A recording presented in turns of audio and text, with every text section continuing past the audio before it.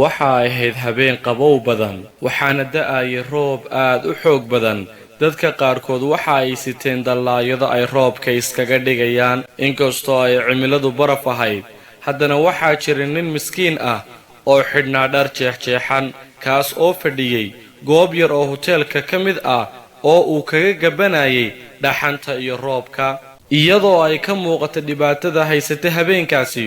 oo indhihiisana ay ilma ka da'aysay ayaa ay haddana dadka qaarkood lahaayeen miyuu waayey dhar kuwan ka wanaagsan inuu xidho iyagoo xaqiraadi ka muuqato waxaa ka muuqatay baahida kadibna waxaa ku soo dhaqaaqay madaxa soo dhoweynta hoteelka oo u sheegay in halkan aan looga baahnayn dadka dawarsada ee sidan oo kale u foosho xun isla markaana waxa uu ku amray in uu dibadda uga baxo waxa uu ka codsaday inuu daayo inta uu roobku qaadayo oo keliya laakiin taasi kama yeelin isagoo aad uga cadhooday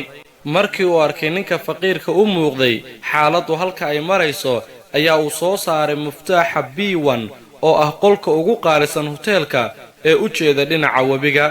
in uu yahay isagu ninka qolkaasi kiraysta ayaanu u sheegay ninkii shaqaale ahaa aad ayuu u naxay una argagaxay ninkii u muuqday faqiirka ayaa madaxa hoteelka ku yidhi hoteelkiina waxaan kaga baxayaa nusu saac ii diyaari gaadhigaygii rayska ahaa weli wuu jawaabi kari la'yahay madaxa soo dhoweynta hoteelku waxa uu qaadan la'yahay ninkan hortaagan dharka uu xidhan yahay waxaanu hoos u leeyahay xataa dadka nadaafadda ka shaqeeya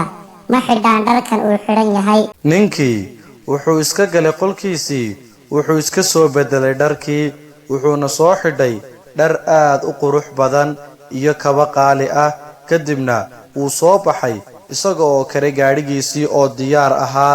waxa uu yeedhay madaxa soo dhoweynta isaga oo gaadhigiisa fuushan waxaanu ku yidhi imise ayaad mushaar u qaadataa shaqaalihii $3,000 ninkii ma kugu filan tahay shaqaalihii may aad iguma filna ninkii ma u baahan tahay in wax lagu siiyo shaqaalihii